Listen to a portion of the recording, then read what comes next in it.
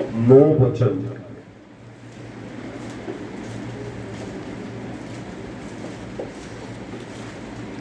दूसरा कुरिन्थियों 12 अध्याय 9 वचन।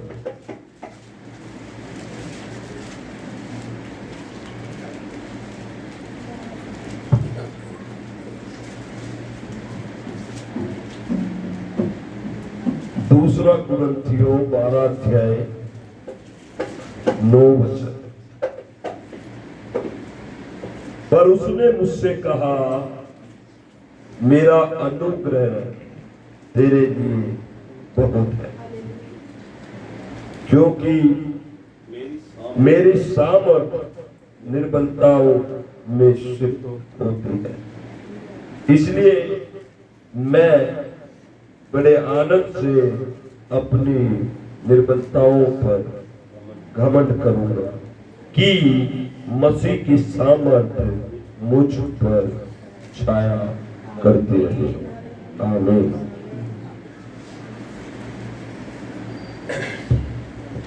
एक वचन आया यहां पर, एक शब्द आया है, थोड़ा सा उस पर गौर करना है। जिसको हिंदी भाषा में अनुग्रह कहते हैं। अनुग्रह, ये वाला अनुग्रह नहीं, बाइबल वाला अनुग्रह। अनुग्रह शब्द जब हम इसको सुनते हैं और इसको पढ़ते हैं तो हमें इसमें से क्या देखने को मिलता है? यहां पर जब पौलुस दर्शन देख रहा था तो परमेश्वर ने पौलुस से कहा, मेरा अनुग्रह तेरे लिए बहुत है। Hallelujah, hallelujah. अब थोड़ी देर इस शब्द को लेकर हम बात करेंगे।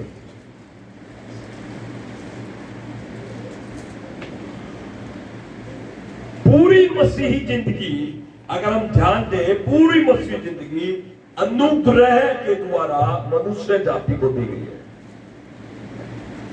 या मैं यूं कहूं कि मसीहत अनुग्रह से हमें मिली है।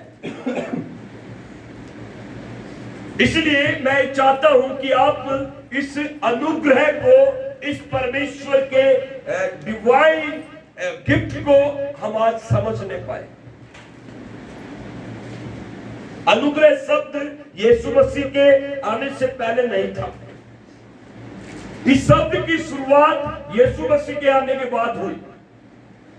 यीशु मसीह ने क्रूस पर जब अपने बलिदान को दिया, सारी मानव जाति के लिए इस शब्द का प्रचार उसके बाद से शुरू हुआ। और पौलुस इस बात को ज्यादा बार अपने प्रचार में, अपने वचन में कहता है कि अनुग्रह से तुम्हें ये मसीह में आपको नया जीवन मिला है। अनुग्रह से ही तुम्हारा उद्धार हुआ है। अनुग्रह से ही परमेश्वर ने तुम्हें अपने राज्य में प्रवेश करने के लिए बुलाया है।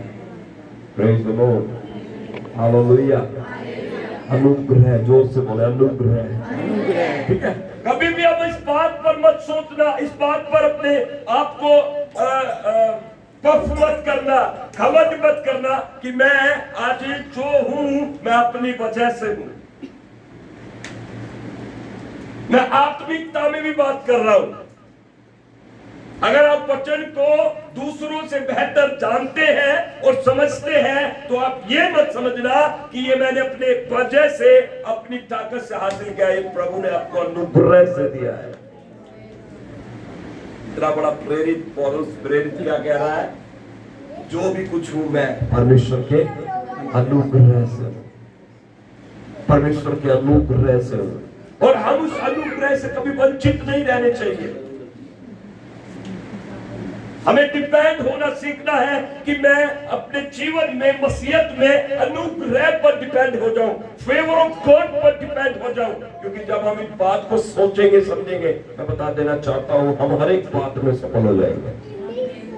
यहाँ पर एक तो प्रभु ने कहा, क्या कहा पौलुस से? पढ़कर देखिए 12 का 9 क्या लिखा है?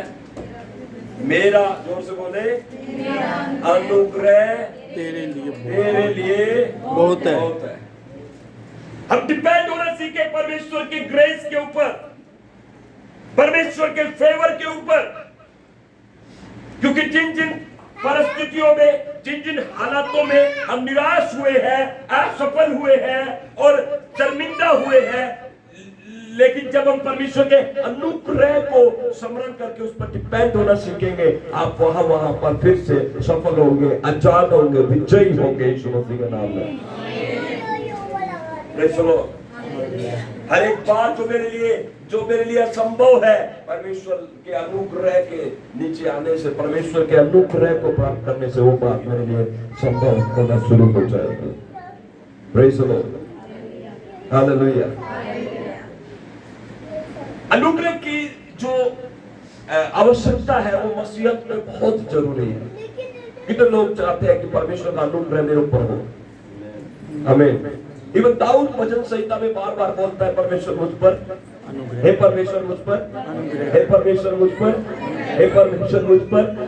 आज मैं आपसे पूछता हूं, इस शब्द से आप क्या समझते हैं और किस प्रकार से अनुग्रह आता है एक मनुष्य के जीवन में? इस शब्द के साथ मैं शुरू करूंगा, ठीक है? कैसे एक मनुष्य परमेश्वर के अनुग्रह को प्राप्त कर सकता है? क्योंकि जब आपके ऊपर परमेश्वर का अनुग्रह, या मैं इसको और सरल भाषा में करूं, परमेश्वर की प्रीति, या प्रीति अच्छा है, प्रीति of God, love of God, you know, favour of God, आप समझ पा रहे हैं? परमेश्वर का प्रेम, परमेश्वर का अनुग्रह कौन व्यक्ति प्राप्त कर सकता है? उदाहरण के लिए मैं आपको बोलना चाहता हूं,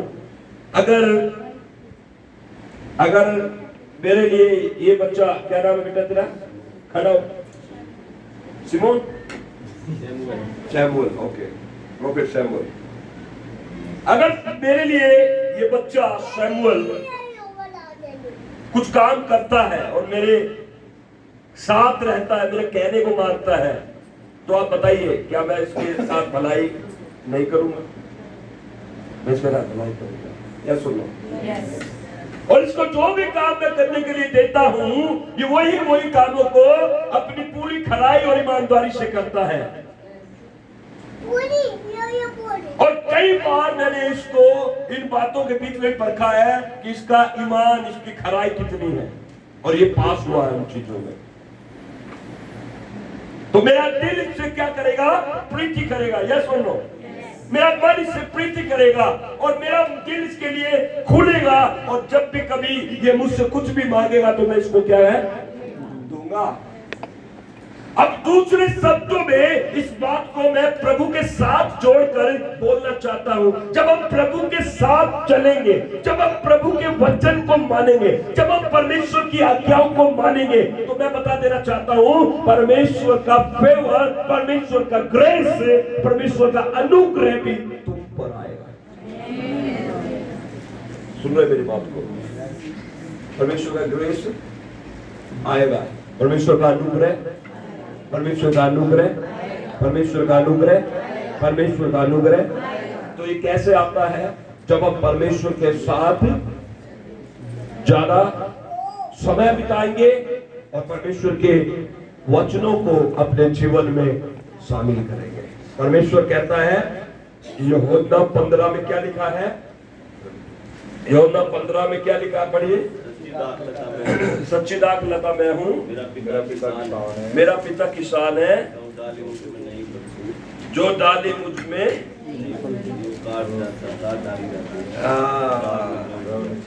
अभी हम बाइबल खोलेंगे, हम अब देखेंगे कि क्या लिखा है वहां पर। सच्ची दाखलता मैं हूँ। हाँ, सच्ची दाखलता। प्रभु कहता सच्ची, ट्रू वाइन। ये सच्ची और झूठी का मतलब आप क्या समझते हैं? यहां पर शब्द दिया गया है सच्ची। सच्ची दाखलता से आपको मुझे ये समझना है कि हो सकता है दुनिया में बहुत सारी झूठी दाखलता भी है या नहीं है? इसलिए प्रभु का वचन कहता है, वहां पर वे वर्ड दिया गया है, स्पेसिफिक वर्ड दिया गया है, I am the true wine, सच्ची दाखलता मैं हूं और मेरा पिता किसान है, और मेरा पिता किसान है, जो डाली मुझ में है और जो डाली मुझ में है और नहीं फलती, और नहीं फलती उसे वह काट डालता उसे है, वो खाद डालता है, और जो फलती है और जो फलती है उसे वो छांटता है ताकि और फले। तुम जो उस वचन के कारण तुम जो उस वचन के कारण जो मैंने तुमसे कहा है शुद्ध हो, तुम मुझ में बने रहो, ये वचन सुनिए, तुम मुझ में बने रहो और मैं तुम में बना रहूंगा। जैसे डाली यदि दाखलता में बनी जैसे डाली यदि दाखलता में बनी न रहे तो अपने आप से नहीं फल सकती, वैसे ही तुम भी यदि मुझ में बने न यदि तुम भी मुझ में बने ना रहो तो नहीं फल सकते। तो अनुग्रह नहीं आएगा, तो अनुग्रह, ठीक है ना, अनुग्रह प्राप्त करना है। आज मैं देख पा रहा हूं कि आपके जीवन में बहुत सारे ऐसे रास्ते हैं, बहुत सारी ऐसी परिस्थिति है जहां पर आप शर्मिंदगी को लेकर आए हैं, निराशा को लेकर आए हैं, आपके जीवन में आपने हार को देखा है, लेकिन आपके वचन के बाद आप जीत कर वापस आएंगे यीशु मसीह के नाम में, क्योंकि परमेश्वर का ग्रेस आपके लिए हर एक दरवाजे को ओपन करने जा रहा है। Hallelujah, hallelujah, hallelujah, hallelujah, hallelujah. परमेश्वर का वचन कहता है 15:10 में लिखा, यदि तुम मेरी आज्ञाओं को मानोगे तो मेरे प्रेम में बने रहोगे, जैसा कि मैंने अपने पिता की आज्ञाओं को माना और उसके प्रेम में बना रहता हूँ। मैंने ये बात तुमसे इसलिए कही है कि मेरा आनंद तुम में बना रहे और तुम्हारा आनंद पूरा हो जाए। मेरी आज्ञा यह है कि जैसा मैंने तुमसे प्रेम रखा वैसा ही तुम एक दूसरे से प्रेम रखो। इससे बड़ा प्रेम किसी का नहीं कि कोई अपने मित्रों के लिए अपना प्राण दे। जो कोई आज्ञा मैं तुम्हें देता हूं, यदि तुमसे मानो तो तुम मेरे मित्र हो। अब से मैं तुम्हें दास ना कहूंगा, क्योंकि दास नहीं जानता कि उसका स्वामी क्या करता है, परंतु मैंने तुम्हें मित्र कहा है, क्योंकि मैंने जो बातें अपने पिता से सुनी और वे तुमसे बता दी है। तुमने मुझे नहीं चुना, परंतु मैंने तुम्हें चुना है और तुम्हें नियुक्त किया है कि तुम जाकर फल लाओ और तुम्हारा फल बना रहे, कि तुम मेरे नाम से पिता से जो कुछ मांगो वह तुम्हें दे। इन बातों की आज्ञा मैं तुम्हें इसलिए देता हूं कि तुम एक दूसरे से प्रेम रखो। एक शब्द बार बार जिसमें यूहन्ना 15 में रिपीट होता है, बने रहो, है ना। जब आप इस चैप्टर को पढ़ेंगे 15 को पूरा, जब आप इसको पढ़ेंगे तो आप एक शब्द को बार बार इसमें देखने पाओगे, बने रहो। मसीहत आने और जाने के ऊपर आधारित नहीं है कि मैं आया हूं संडे चर्च और अब मैं जाऊंगा अपने घर, मैं फिर आऊंगा संडे चर्च, फिर मैं जाऊंगा। आना जाना नहीं है, लेकिन यहाँ पर परमेश्वर का वचन ये कहता है, वही सिखाता है, बने रहो। प्रेज़ द लॉर्ड, बने रहो। अपने बाजू वाले से बोलो, बने रहो। अपने बाजू वाले से जोर से कहे, बने रहो। बोलो, प्रभु में बने रहो। हम कई बार चर्च में ही प्रभु में बने रहते हैं, बाहर जाकर हम कई और बन जाते हैं। मेरी बात सुन रहे हैं? परमेश्वर के वचन से बाहर होते हैं, परमेश्वर के स्वभाव से हम अपने आप को दूर कर लेते हैं, और इसलिए हमारे जीवन में निराशाएं हैं, इसलिए हम निराशाओं का सामना कर रहे हैं, इसलिए हमारे जीवन में चीन और चमत्कार की कमी आ गई है। मेरे प्रियो, मैं आज आपको बोलना चाहता हूं, चर्च इस बात को समझने की कोशिश करें। मसीहत सिर्फ आने जाने पर आधारित नहीं है, मसीहत सिर्फ गाने बजाने पर आधारित नहीं है, मसीहत में आपको बने रहना अवश्य है। Praise the Lord, hallelujah. बने रहने में, बस बने रहने में आपको फायदे हैं। अगर हम बने नहीं रहेंगे तो हमारे नुकसान है। और बहुत सारे लोगों में ये गलत फहमियां हो जाती है कि आने जाने से ही मैं ठीक हो जाऊंगा, मैं आने जाने में ही चर्च में बस इतना ही मेरा रोल रहेगा। मैं बता देना चाहता हूं, इतने रोल से आप कहीं पर भी नहीं पहुंच पाओगे। हालेलुया। प्रभु ने आपको एक जाति से, एक समाज से, एक कुल में से परमेश्वर ने आपको नाम लेकर बुलाया है। और परमेश्वर ने इसलिए आपको बुलाया है ताकि वो सारी आशीषें जो अब्राहम के साथ परमेश्वर ने वायदे किए हैं, वो आशीषें परमेश्वर आपको भी देने पाए। इसलिए परमेश्वर ने आपको नीचे नहीं परंतु ऊपर बैठने के लिए बुलाया। परमेश्वर ने आपको पीछे नहीं परंतु आगे खड़े रहने के लिए बुलाया है। और ये सारे प्लान परमेश्वर के, ये सारे वायदे हमारे जीवन में पूरे ना होने का कारण है कि हम बने नहीं हैं। और 3 बातें हमें अवश्य जरूर करनी जरूरी है। 3 बातों में आप बने रहे। पहली बात बोले वचन में, हमेशा वचन में बने रहे। ठीक है, बोले अपने पड़ोस से बोले वचन में बने रहे। ठीक है, वचन में बने रहे। फिर बोले वचन में बने रहे। ठीक है, कई बार हम वचन को सुनने के लिए बहुत तत्पर रहते हैं, लेकिन उसको मानने के लिए हमारे पास बिल्कुल भी एनर्जी नहीं, बिल्कुल भी हमारे अंदर उसके लिए एक्साइटमेंट नहीं होता है। सुनना काफी नहीं है चर्च, वचन को सुनकर उसे मानना जरूरी है। देखिए, आप एक खेती का काम करते हैं, आप एक किसान है, तो आप सिर्फ बीज को खरीद कर ही नहीं लाएंगे, उसको खरीद कर लेकर ही नहीं आना है, और डब्बे में से निकाल कर उसको जमीन में बोना है। हालेलुया। अगर बीज लेकर आपने उसे डब्बे में रख दिया और उसको वहीं पर रहने दिया, तो बताइए उससे क्या फायदा होगा? समझ रहे मेरी बात को? तो मैं वही बात आपसे मैं बात करना चाहता हूं। बने रहने से मतलब है कि उसके वचन में बने रहना। जब हम उसके वचन को सुनते हैं तो उसको तुरंत इंप्लीमेंट करें, तुरंत उसको माने, क्योंकि जैसा आप क्रिया में लाते हैं उसे, वो उस तरीके से है जैसे किसान अपने खेत में बीज। अभी आप यहाँ पर चर्च में आए, आप क्या ले रहे हैं? बीज ले रहे हैं। क्या ले रहे हैं? ये बीज क्या करेगा आपके जीवन में? एक फसल को तैयार करेगा। आमीन।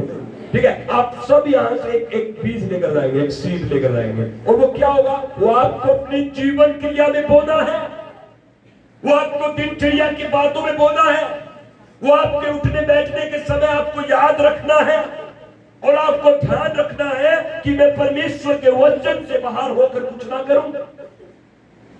मुझे पता है हम एक ऐसी दुनिया में रहते हैं जिस दुनिया में हमें चारों तरफ गैर मसीह, गैर यहूदी, गैर प्रभु के विश्वास करने वाले लोग होते हैं, लेकिन हमें फिर भी प्रभु के वचन में रहना आवश्यक है। Praise the Lord. Hallelujah, hallelujah. तो प्राथमिकता क्या है? प्राथमिकता मेरे लिए ये है कि मैं परमेश्वर के वचन में बना रहूं। बने रहने से आपके जीवन में फल लगेंगे। आमीन। जो पेड़ अपने स्थान में लगा रहता है, वो पेड़ अपने समय के अनुसार फलवंत होता है। अगर एक पेड़ को हम बार बार उखाड़ कर यहां से वहां, यहां से वहां, यहां से वहां ऐसे उखाड़ कर उसको लगाते रहेंगे तो क्या होगा? अंत में उसका जड़ खत्म हो जाएगा, उसकी ताकत खत्म हो जाएगी। आप समझ रहे हैं मेरी बात को? इसलिए परमेश्वर ने जब आपको जहां पर रखा है, जैसे रखा है, अब टाइम ये है आपके लिए कि आप उसमें बने रहें। Praise the Lord. अब बने रहने का टाइम है। आमीन। क्योंकि अब ये मेरा टाइम जो है, मेरा सीजन जो है, ये मेरे फ्रूटफुल होने का है, मेरे फल आने का समय है। अगर इस फल आने के समय में मैं बना ना रहूं, यदि मैं बंद करना चलूंगा, तो मैं अपने जीवन में फलों को खो सकता हूं। तीसरी बात मैं बोलना चाहता हूं कि हम लोग बने रहे। हमेशा याद रखें कि आपको चर्च आना है। Church is very important. ये आपके लिए भी महत्वपूर्ण है, ये मेरे लिए भी महत्वपूर्ण है। परमेश्वर ने सबको कहा है, सबको 6 दिन छात्र नहीं विश्राम। अब इसी वाले क्या वचन पढ़ा, यिर्मयाह 17 का 21 वचन, क्या लिखा है वहां पर कि जो विश्राम दिन है उसमें तू किसी प्रकार का बोझ न उठाना और किसी प्रकार का बोझ अपने मार्ग में न लेकर जाना। ये विश्राम दिन है, it is totally for your rest. आपको रेस्ट करना है, रेस्ट करना है, और रेस्ट करना परमेश्वर की उपस्थिति में आकर। अपने बाजू वाले से बोले परमेश्वर के भवन में बने रहो। फिर से बोले, फिर से बोले, आमीन। हर एक संडे चर्च इंपॉर्टेंट है। पिछले संडे मैंने बोला था ना कि ये कुछ मसीह लोग ऐसे हैं, वो क्या है बताया था ना, याद है? वो सीजन में बाहर दिखाई देते हैं, वो बरसात में क्या आता है, वो सिर्फ उसी टाइम पर बाहर आएगा। मतलब चर्च में फंक्शन है, बाहर आ गए, ईस्टर है, बाहर आ गए। क्या मसीह बोल रहे, वाह ईस्टर में ईस्टर, अभी बड़ा दिन आएगा, बड़ा दिन, बहुत खुशी का दिन है, मजा आ गया। भैया उसे पूछो, आज साल में आखिरी महीने में हम बड़ा दिन मना रहे हैं, पूरा चर्च संडे चर्च में आए थे। पूछो, क्योंकि जो बना नहीं रहेगा वो अपने बरकतों को खोएगा। इसलिए आपको बने रहना है संगति में, क्योंकि संगति में बहुत सारी बातें हैं जो परमेश्वर लेकर आता है, और जो आता है वो पाता है, जो नहीं आता है वो खोता है। आप समझ रहे हैं मेरी बात को?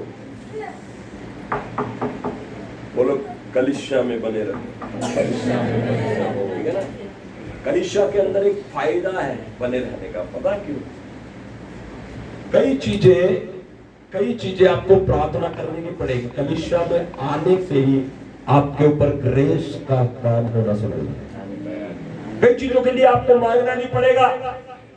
कई बार चर्च में आने से, प्रार्थना करने से, आराधना करने से, वचन सुनने से ग्रेस, अनुग्रह आपके ऊपर अपने आप से आ जाएगा। और बहुत सारी चीजों के लिए आपको प्रार्थना करके मांगना नहीं है, परमेश्वर उसको भी आपके जीवन में जोड़ता चला जाएगा। Praise the Lord, praise the Lord, praise the Lord.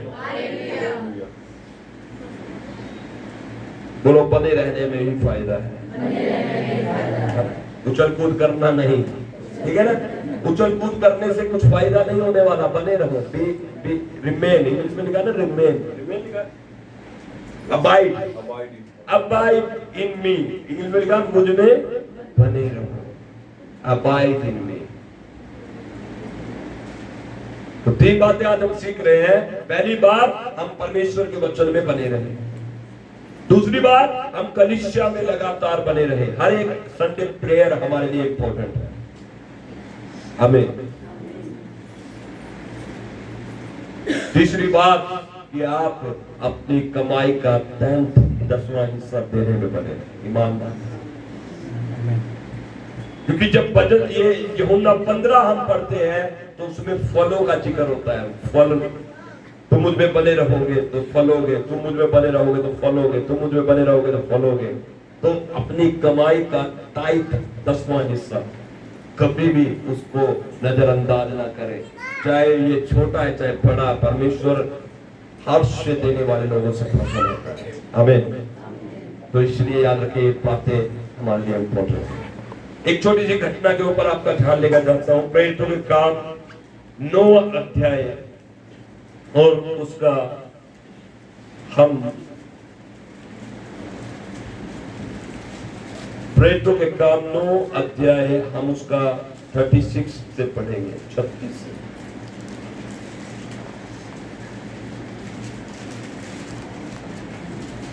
याफा में तबीता अर्थात दोरकास नामक एक विश्वासिनी रहती थी। ठीक है, याफा में, याफा एक नगर का नाम है, और उसमें तबीता अर्थात दोरकास, दोरकास अर्थात दोरकास नाम की एक विश्वासिनी रहती थी। विश्वासिनी बोले थे, एक विश्वासी। आमीन, हालेलुया।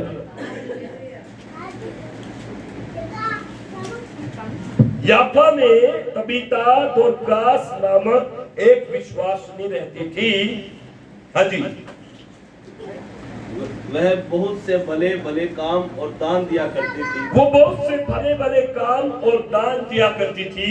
उन्हीं दिनों में वह बीमार होकर मर गई। उन्हीं दिनों में वो बीमार होकर, लेकिन जीवन का नहीं भरोसा, जो करना है आज ही करना है। हमें सुन रहे मेरी बात? एक विश्वासनी है, बाइबल इतनी अच्छी उसकी गवाही देती है। वो विश्वासी थी, भले काम करती थी और दान दिया करती थी।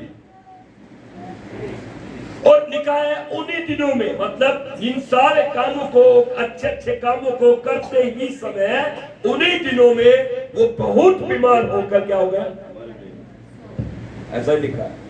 हमें नहीं पता हम कितने समय तक इस पृथ्वी पर रहने वाले हैं। We don't no.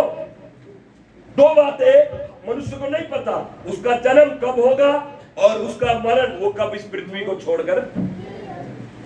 ठीक है, बाइबल में ऐसे ऐसे लोग हैं जो अच्छा कर रहे थे प्रभु के लिए अच्छा चल रहे थे। कई बार हम सोचते हैं हम अच्छा करेंगे, हम अच्छा कर रहे हैं। आप भी सोचते होंगे आप अच्छा कर रहे हैं, लेकिन मेरे साथ बुरा क्यों हो रहा है?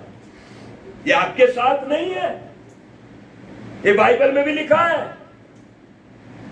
तबीता को पढ़िए। तबीता नाम की एक स्त्री थी, एक महिला थी, विश्वासिनी थी, भले काम करती थी और दान दिया करती थी, लेकिन बीमार होकर प्रभु की इच्छा, कभी भी नहीं कुड़कुड़ाना अपनी परिस्थितियों को लेकर। प्रभु ने आपको जितने समय तक पृथ्वी पर रखना है प्रभु रखेगा। Praise the Lord, hallelujah, hallelujah, hallelujah. लेकिन अपने जिम्मेदारियों से पीछे नहीं हटना। हर दिन अपनी जिम्मेदारियों को पूरा करना है।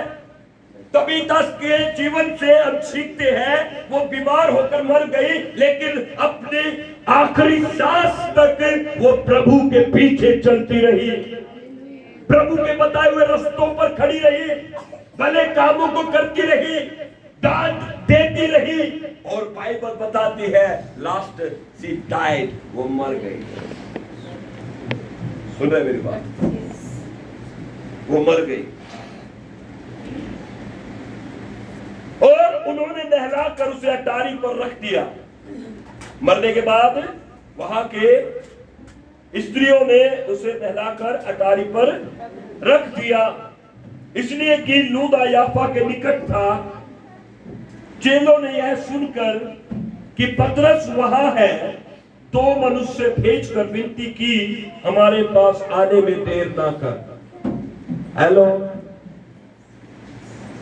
उसके मरने के बाद उसको नहलाकर अटारी पर रख दिया और वहां पर प्रभु के कुछ चेले थे, पौलुस के चेले थे। उन चेलों ने दो मनुष्यों को किसके पास भेज दिया? पतरस के पास भेज दिया और ये संदेशा दिया कि हमारे पास आने में विलंब देर मत कर। मतलब कुछ अर्जेंट है, पतरस तू जल्दी आ जाना। और बाइबल बताती है, आगे पढ़िए थोड़ा सा जी।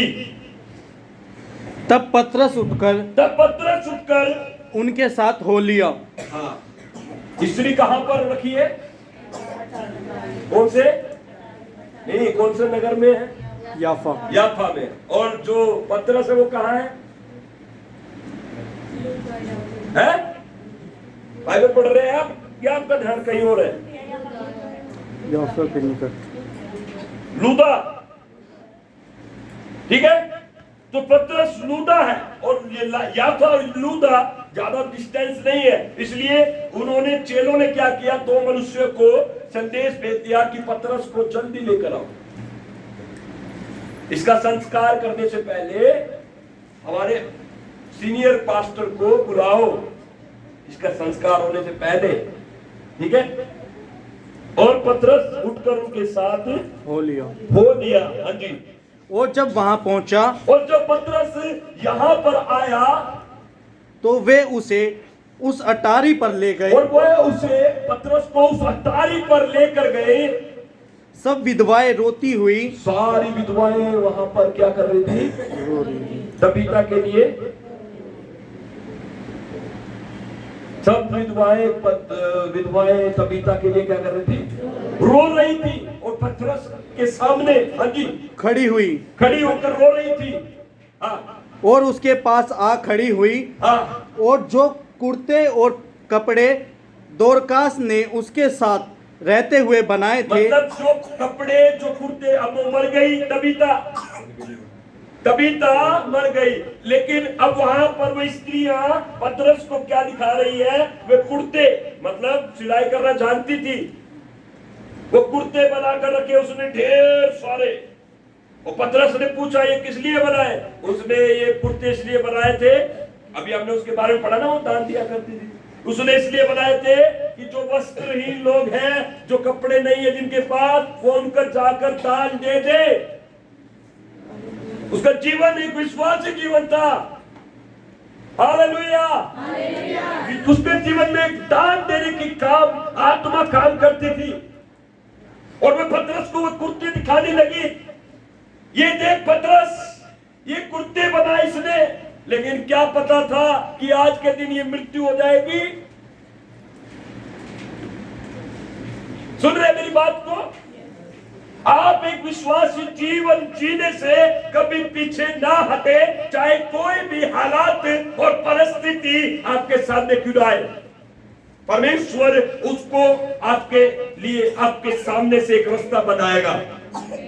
Praise the Lord. और पतरस ये सब चीज देख रहा था। और आगे पढ़िए थोड़ा सा जी। तब पतरस ने सबको बाहर कर तब दिया। पतरस ने सबको, जो रोने वाले लोग थे, सबको बाहर निकाल दिया और घुटने टेक और कर अकेला रह गया। बोला हालेलुया, जोर से बोला हालेलुया, जोर से बोला हालेलुया। और पतरस ने रोने पीटने वाले लोगों को सबको बाहर निकाल दिया। देखो जैसे गुरु करता था, यीशु मसीह करता था, है ना। जब याईर की बेटी मर गई थी, तो याईर की बेटी मरी थी, तो यीशु मसीह सिर्फ अपने साथ 3 चेलों को लेकर गया, है ना। उनमें से एक पतरस था। और उसने अपने गुरु को देखा था। उसने देखा था कि यीशु मसीह ने 12 साल की मृतक लड़की को, मरी हुई लड़की को जिंदा कर दिया। और पतरस को भी समझ आया, मेरा गुरु अगर कर रहा था तो मैं भी करूंगा।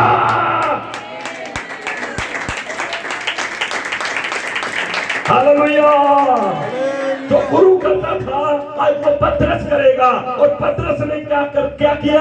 सब रोने पिटने वाले लोगों को क्या कर दिया? कमरे से बाहर निकाल दिया और खुद अकेला रह गया। और अपने घुटने टिकाकर परमेश्वर से प्रार्थना करने लगा। और प्रार्थना करके, जब वो प्रार्थना करके खत्म किया, उसने तबीता से कहा, तबीता उठ जा।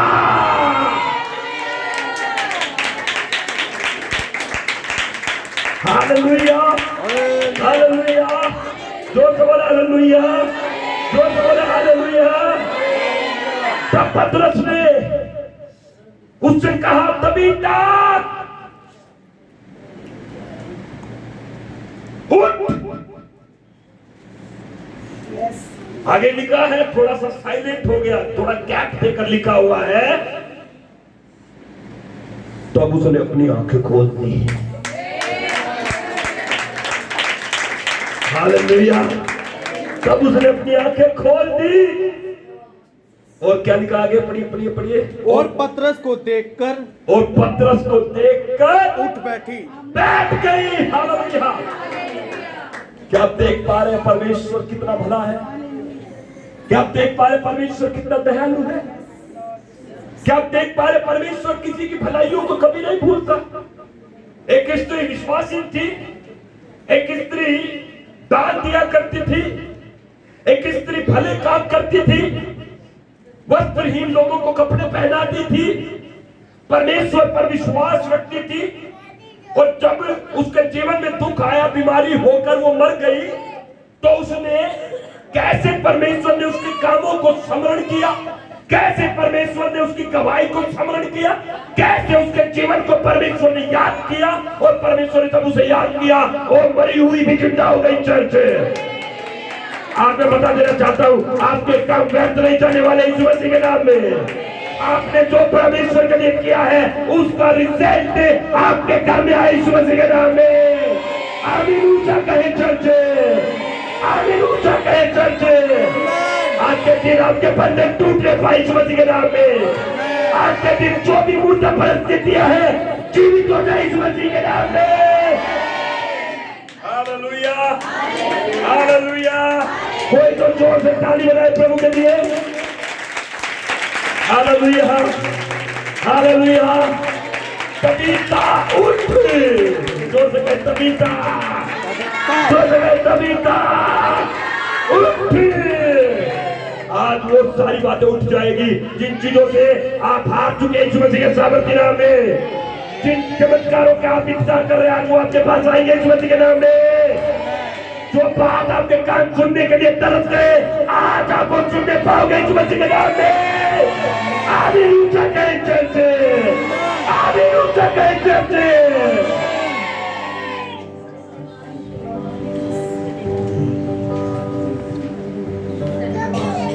हर एक मूर्ता उठ गया।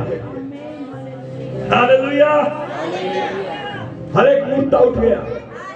आज मैं परमेश्वर के अभिषेक के नीचे आपसे बोलना चाहता हूं, आप किस बात के लिए परेशान हैं? आज कौन सा काम आपका हो नहीं रहा है? परमेश्वर के अनुग्रह से मैं बोलता हूं, आप उस बात को बोले उठ जा, यीशु के नाम में उठ जा। हर एक वो मरा हुआ काम यीशु के नाम में जिंदा हो। हर एक वो मरी हुई आशा यीशु के नाम में जिंदा हो। हर एक वो मरा हुआ चमत्कार यीशु के नाम में जिंदा हो। बोला हर एक निराशा से मैं बाहर आ रहा हूँ यीशु मसीह के नाम में। जो से मैं निराशा से बाहर आ रहा हूँ यीशु मसीह के नाम में। बोले मैं बीमारी से बाहर आ रहा हूँ यीशु मसीह के नाम में।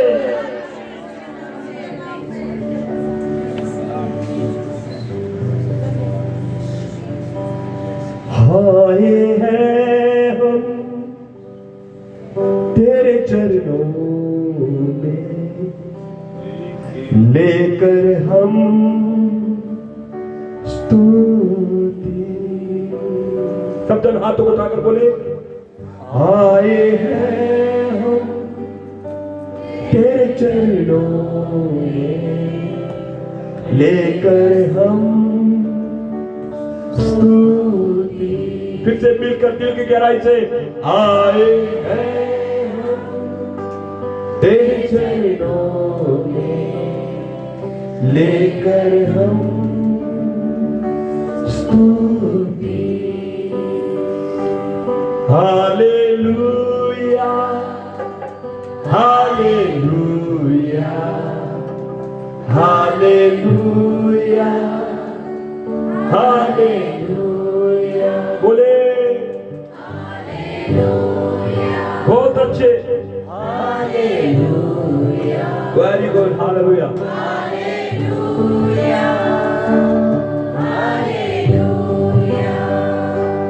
हम बच्चे हैं परम पिता के, बढ़ना है हमें वचनों में।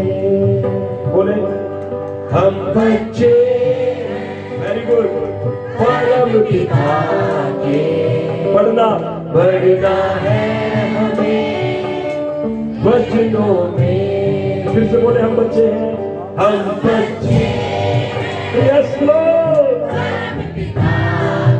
यस प्रभु, वचनों में। हाथ उठाकर बोले hallelujah, hallelujah, hallelujah, hallelujah, hallelujah. बोले बोले हालेलुया,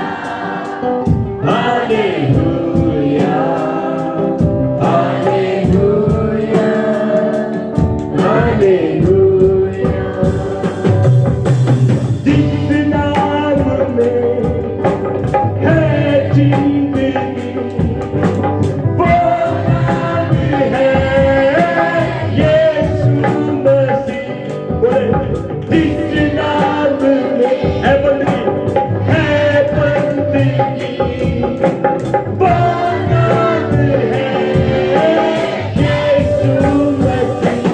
यीशु नाम, यीशु नाम, यीशु नाम, यीशु नाम, यीशु नाम, यीशु नाम, कीजिए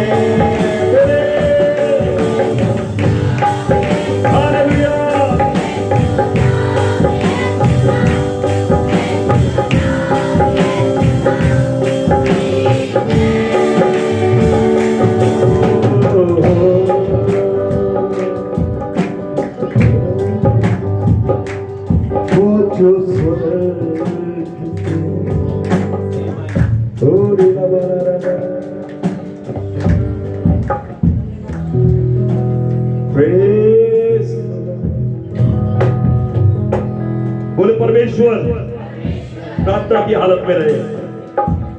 मैं देख पा रहा हूं कि बहुत सारी बातें आज आपके लिए हाँ और आमीन में बदलने जा रही है। आपके ऊपर फेवर आ रहा है परमेश्वर का यीशु मसीह के नाम में। आप मनुष्य के बीच में आप पर प्रसिद्ध किए जाओ यीशु मसीह के सामर्थ्य नाम में। आप मनुष्य के बीच में बड़ाई और आदर पाओगे यीशु मसीह के नाम में। जहां पर आपका नाम बोलेगा वहां पर परमेश्वर का फेवर आपके लिए काम करेगा।